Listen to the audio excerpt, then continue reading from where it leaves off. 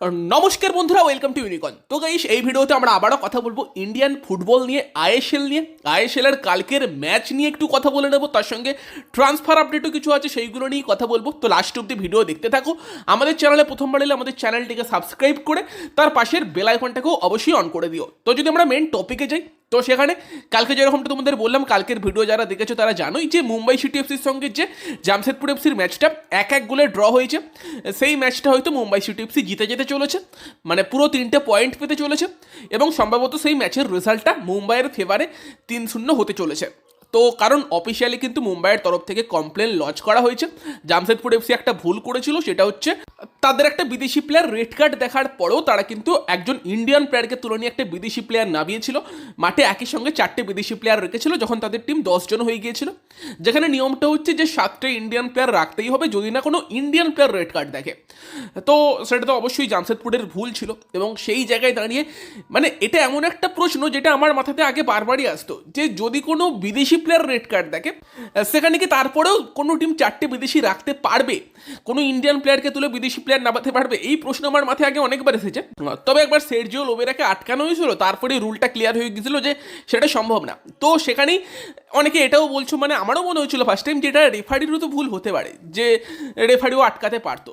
তো দেখো, হ্যাঁ, রেফারি চাইলে কিন্তু আটকাতে পারতো যখন খালিদ জামিল চেঞ্জটা করছিল, তবে এটা কিন্তু রেফারির দায়িত্ব না, এটাও সত্যি।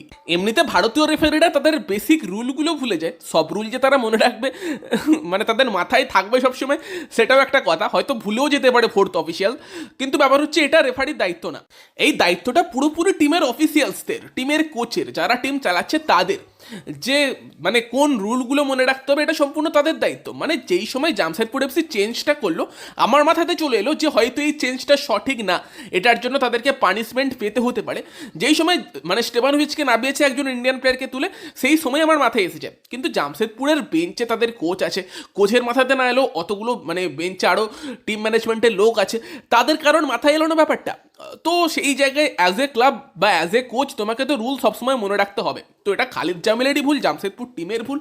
তো এখানে রেফারিকে দোষারোপ করে লাভ নেই, কারণ রেফারি অবভিয়াসলি রেড কার্ডটা ছিল কি ছিল না সেই নিয়ে প্রশ্ন তোলা যেতে পারে। তবে এই যে সাবস্টিটিউশনগুলোর ক্ষেত্রে এইসব ব্যাপারগুলো কিন্তু রেফারির ওপর পড়ে না, যে রেফারির দায় আছে রেফারিকে আটকাতে হবে সব রুল মনে রেখে, সেটা কিন্তু না। রুলটা কিন্তু টিমকেই মনে রাখতে হয়। সেই জায়গায় ভুলটা জামশেদপুর এফসি করেছে এবং মুম্বাই সিটি এফসি তারা অফিসিয়ালি কমপ্লেনও লঞ্চ করে দিয়েছে, যার ফলে যে সিদ্ধান্ত আসতে চলেছে সেখানে হয়তো মুম্বাইকে 3-0 গোলে জেতানো হবে। এবার আমি দেখছিলাম কমেন্ট আসছিল যে মুম্বাইকে তো 1 পয়েন্টই দেওয়া হচ্ছে, 3 পয়েন্ট তো দেখাচ্ছে না। তো বর্তমান সময়ে যেহেতু কালকে ম্যাচটা ড্র হয়েছে, 1 পয়েন্টই আছে, কিন্তু Mumbai city FC officially complain launch করেছে। যখন সিদ্ধান্ত আসবে সেই সময় হয়তো মুম্বাইকে 3-0 জিতিয়ে দেওয়া হবে এবং সেই সময় তোমরা পয়েন্টস টেবিলে সেই চেঞ্জটা দেখতে পাবে। তো সেখানে ব্যাপারটা এই দিকেই এগোচ্ছে, যেটা আইএফটিডব্লিউসি বা মার্কাস মার্গুলাও তারা কনফার্ম করেছে যে মুম্বাই অফিসিয়ালি কমপ্লেন লঞ্চ করেছে এবং শাস্তি ওটাই হতে পারে যে 3-0 গোলে কিন্তু মুম্বাইকে ম্যাচটা জিতিয়ে দেওয়া হবে, যেখানে জামশেদপুর ম্যাচটা ড্র করেও হারবে এবং মুম্বাই অ্যাডভান্টেজটা পেয়ে যাবে ম্যাচটা ড্র করেও, তারা 3টে পয়েন্ট পেয়ে যাবে। আর যদিও এই ঘটনা কিন্তু আইএসএল এ প্রথম না, এর আগেও কিন্তু একবার এই ঘটনা হয়েছে। আইএসএল 2014-তে মুম্বাইয়ের এগেনস্টে, তখন এফসি পুনে সিটি, তারা কিন্তু একটা রুল ভঙ্গ করে এরকম একটা এক্সট্রা বিদেশি খেলিয়ে ফেলেছিল। সেই সময় দাঁড়িয়ে কিন্তু যেটা হয় সেটা হচ্ছে যে মুম্বাই সেই ম্যাচটা অলরেডি 5-0 জিতেছিল। এবার যে টিম অলরেডি 5-0 জিতে গেছে সেই টিমকে রুল ভঙ্গের জন্য তো 3-0 জিতিয়ে কোনো লাভ নেই। তো সেই জন্য কিন্তু পুনেকে অবশ্যই কিছু একটা শাস্তি দেওয়া হয়েছিল, বাট ম্যাচের স্কোর লাইনটা 5-0ই ছিল। তবে যদি সেই সময় মুম্বাই 1-0 জিততো বা 2-0 জিততো, সেটা কিন্তু সেই সময় রুল ভঙ্গের জন্য বাড়িয়ে 3-0 করে দেওয়া হতো। তো সেখানে এটাই হচ্ছে ব্যাপার এবং সেই জায়গায় দাঁড়িয়ে জামশেদপুর এফসি ভুল করেছে এবং সেই কারণে তাদেরকে কিন্তু সেটা শাস্তি পেতে হবে এবং সম্ভবত 3-0 গোলে মুম্বাই কালকের ম্যাচটা জিততে চলেছে। অফিসিয়াল মানে যখন আপডেট আসবে তোমাদেরকে আরও একবার সেটা আপডেট করে দেবো। বাকি বলতে গেলে যদি আমরা কথা বলি যে ট্রান্সফার আপডেট নিয়ে, সেই জায়গায় কিন্তু বর্তমানে সবথেকে অ্যাক্টিভ ক্লাবটা হচ্ছে চেন্নাই এফসি। এর আগেই তোমাদের জানিয়েছিলাম যে চেন্নাই কিন্তু 4টে প্লেয়ারকে টার্গেট করেছে, যেখানে কিন্তু কিয়ান নাসিরি, গুরকিরত সিং, তার সঙ্গে তোমার মন্দার রাও দেশাই এবং নামতে, এই 4টে প্লেয়ারকে কিন্তু চেন্নাই অফার করেছে। বর্তমানে নিউজ পেপার থেকে খবরটা বেরিয়েছিল এবং খবরটা সত্যতা আছে বলেই তোমাদের বলেছিলাম। এবার দেখো, অনেক জায়গা থেকে অনেক রকম বলছিল, তবে কালকে কিন্তু মার্কাস মার্গুলাও তাকে একজন জিজ্ঞেস করে যে চেন্নাইয়ের ট্রান্সফার নিউজগুলো সত্যতা কি আছে, চেন্নাই কিনে যে রুমোরগুলো বেরোচ্ছে, সেখানে কিন্তু মার্কাস বলে যে ডেফিনেটলি পজিটিভ টক্স কিন্তু হচ্ছে 100%, মানে যে রুমোর্সগুলো চেন্নাইকে নিয়ে বেরিয়েছে সেগুলো কিন্তু সত্যি রুমোর, এবং অবশ্যই পজিটিভ মানে আলোচনা কিন্তু চেন্নাইয়ের হচ্ছে। তবে কোনো প্লেয়ার কিন্তু এখনও চেন্নাইতে সাইন করেনি।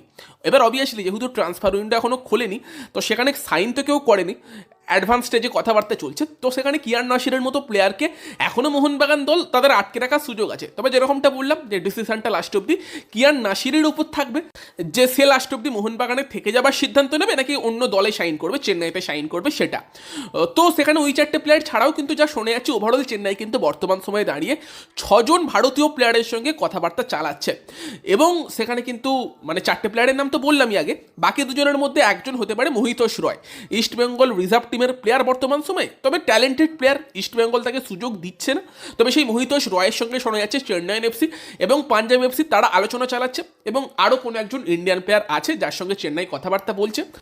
সম্ভবত সেটা জামশেদপুর এফসির জিতেন্দ্র সিং হতে পারে, এবং 6জন ভারতীয় প্লেয়ারের পাশাপাশি চেন্নাই কিন্তু একজন বিদেশি প্লেয়ারের সঙ্গে কথাবার্তা অনেক দূর এগিয়ে ফেলেছে। তবে বিদেশি প্লেয়ারটাকে সেই নিয়ে আমার এখনও আইডিয়া নেই, আপডেট পেলে অবশ্যই জানিয়ে দেবো। তো সেখানে রীতিমতো চেন্নাইন এফসি কিন্তু এবারে ট্রান্সফার মার্কেটে বেশ অ্যাক্টিভ হয়ে আছে, প্লেয়ারদের সঙ্গে কথাবার্তা বলে রাখছে যাতে ট্রান্সফার উইন্ডো খুললেই একদম ঝাঁটাঝাট সাইনগুলো করাতে পারে, এবং চেন্নাই কিন্তু সেখানে পরের মরশুমের জন্য একটা ভালো দল মানে গঠনের জন্য কিন্তু বদ্ধপরিকর, এটা আমরা বলতে পারি। এর পাশাপাশি নোয়া সাদাউই, তাকে নিয়ে কিন্তু একটা রুমোর বেরোচ্ছে যে নোয়া সাদাউই নাকি কেরালা ব্লাস্টার্স এফসি তাদের সঙ্গে কথাবার্তা চালাচ্ছে একটা 2 বছরের চুক্তি সাইন করার জন্য। তো দেখা যাক লাস্ট অব্দি নোয়া গোয়া ছেড়ে কেরালাতে যায় কিনা। তবে মেবি হতে পারে যে কেরালা ব্লাস্টার্স এফসি তারা হয়তো দিমিত্রি ডিয়ামান্টাকোস, যার কাছে অলরেডি আইএসএল-এর 3-4টে ক্লাবের প্রস্তাব আছে, তোমাদের জানিয়েছিলাম, যেখানে মুম্বাই মোহনবাগানের পর্যন্ত প্রস্তাব থাকতে পারে। তো মেবি হয়তো দিমিত্রি ডিয়ামান্টাকোস সে কেরালা ছাড়তে চলেছে, এবং সেই জায়গায় তার পরিবর্তে একজন সলিড প্লেয়ারকে কেরালা সই করাতে চাইছে, যেই কারণে তারা নোয়া সাদাউইয়ের সঙ্গে মেবি কথাবার্তা চালাচ্ছে। তো দেখা যাক ফাইনালি মানে নোয়া সাদাউই লাস্ট অব্দি কোন ক্লাবে খেলে, এবং দিমিত্রি ডিয়ামান্টাকোস পরের মরশুম কোন ক্লাবে খেলে, দুটোই দেখা কিন্তু ইন্টারেস্টিং হবে। আর শেষে যদি আমরা কথা বলি ইগোর স্টিম্যাক, সে একটা ইন্টারভিউ দিয়েছে, সেই ইন্টারভিউয়ের কয়েকটা বিষয় নিয়ে, যেখানে কিন্তু Igor Stimac Mohun Bagan coach Antonio Lopez Habas তার কিন্তু খুবই প্রশংসা করেছে, এবং ফেরান্দোর সঙ্গে অ্যান্টোনিও লোপেজ হাবাসের তুলনায় তিনি বলেছেন যে জুয়ান ফেরান্দোর আন্ডারে মনে হতো যে মোহনবাগান প্লেয়াররা শুধু খেলতে হয় বলে মাঠে খেলতে নামছে, এবং প্লেয়াররা প্রচুর আন্ডার কনফিডেন্ট ছিল যখন তারা জুয়ান ফেরান্দোর মোহনবাগান থেকে ন্যাশনাল ক্যাম্পে এশিয়ান কাপের আগে যোগ দিয়েছিল। মানে সেখানে ক্লিয়ারলি জুয়ান ফেরান্দোর আন্ডারে মোহনবাগান টিম যেরকম খেলছিল, সেখানে মানে ইগোর স্টিম্যাকের মনে হয়েছে যে প্লেয়ারদের মধ্যে খেলার ইচ্ছা নাকি ছিল না, কিন্তু সেটা হাবাস আসার পর পুরোপুরি বদলে গিয়েছে, এবং বর্তমান সময়ে মোহনবাগান প্লেয়াররা সব থেকে ভালো ফর্মে আছে, যেখানে মনবীর সিং, সুভাশিস বোসের কথা তিনি বলেছেন যারা এই মুহূর্তে টপ ফর্মে আছে, এবং তার সঙ্গে সঙ্গে হাবাসের আন্ডারে মোহনবাগানের জেতার খিদে অনেক বেশি, যেটা তিনি মাঠে দেখতে পাচ্ছেন, এবং সেই জন্য কিন্তু হাবাসের খুব প্রশংসা করেছেন ইগোর স্টিম্যাক।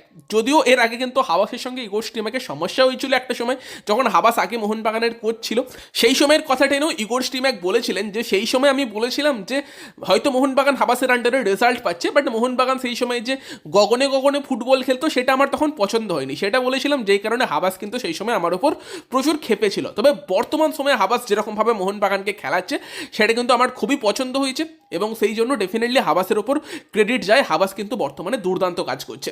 কার্লেস কোয়াদ্রাতকে নিয়েও কিন্তু ইগোর স্টিম্যাক বলেছেন যে কার্লেস অবভিয়াসলি সুপার কাপ জিতেছে, তার জন্য তাকে ক্রেডিট দিতেই হবে, তবে সুপার কাপে সব টিমেরা তাদের ফুল টিম নিয়ে খেলেনি, এবং সেখানে আইএসএল লিগে কিন্তু তার থেকে আরও বেশি এক্সপেকটেশন ছিল। তো সেই জায়গায় আইএসএল লিগ টেবিলে তিনি মনে করেছিলেন ইস্টবেঙ্গল আরও বেটার করতে পারত আইএসএলে। বাকি ইগোর স্টিম্যাক কিন্তু এটাও ক্লিয়ার করে দিয়েছে যে ন্যাশনাল টিমে সুযোগ পেতে হলে প্লেয়ারদের আইএসএলে ভালো করতে হবে, তিনি আইএসএল থেকেই প্লেয়ার সিলেক্ট করবেন, সেখানে সন্তোষ ট্রফি বা আই লিগের মতো টুর্নামেন্টকে তিনি দেখবেন না, কারণ তার মতে আইএসএলটাই টপ টায়ার টুর্নামেন্ট, এবং সেখানে সেকেন্ড টায়ার বা থার্ড টায়ারে কোন প্লেয়ার কেমন করছে সেই দিকে লাভ নেই, সেই প্লেয়ারগুলো আইএসএলে এসে যদি ভালো খেলে তখনই তিনি তাদেরকে সিলেক্ট করবেন। যদিও একটা জিনিস থেকে ভালো লেগেছে, এবারে যে ন্যাশনাল টিমের আর কি প্রবাবল লিস্টটা ঘোষণা হয়েছে, সেখানে কিন্তু জয় গুপ্তা, আমের রানাওয়াটে, পুইটিয়া, ইশাক রালথে বা ইমরান খানের মতো প্লেয়াররা কলাপ পেয়েছে, যেটা অবভিয়াসলি ভালো ব্যাপার, এই প্লেয়ারগুলো পারফর্ম করেছে এবং ইগোর স্টিম্যাক তাদেরকে ডেকেছেন। তবে তারপরও ঈশান পান্ডিতা কিভাবে সুযোগ পেল সেই নিয়ে একটা প্রশ্ন থাকবেই, তবে মেবি ঈশান পান্ডিতা যে হয়তো ক্লাব টিমেই সুযোগ পাচ্ছে না, তবে হয়তো ইগোর স্টিম্যাক ম্যাক ভাবছে যে তাকে দিয়ে তিনি ন্যাশনাল টিমে কাজ চালাতে পারবেন, স্ট্রাইকারের কাজটা দরকার পড়লে, মেবি সেই কারণে। তবে মোটামুটি এবার যে প্রবাবল লিস্টে ঘোষণা হয়েছে মানে আফগানিস্তানের এগেনস্টে ওয়ার্ল্ড কাপ কোয়ালিফায়ার্সের ম্যাচের জন্য, পার্সোনালি আমার পছন্দ হয়েছে লিস্টটা। বেশ কিছু ডিজার্ভিং প্লেয়ার সুযোগ পেয়েছে, ফাইনাল লিস্টে তারা থাকে কিনা এবার সেটাই দেখার। বাকি তোমাদের মতামত কমেন্টে জানিও। যদি ভিডিওটা ভালো লাগে ভিডিওটাকে লাইক করে দিও, শেয়ার করে দিও। আমাদের চ্যানেলে প্রথমবার এলে আমাদের চ্যানেলটিকে সাবস্ক্রাইব করে তার পাশের বেল আইকনটাকে অন করে দিও। তো চলো এই ভিডিওতে এই পর্যন্তই, বাই বাই।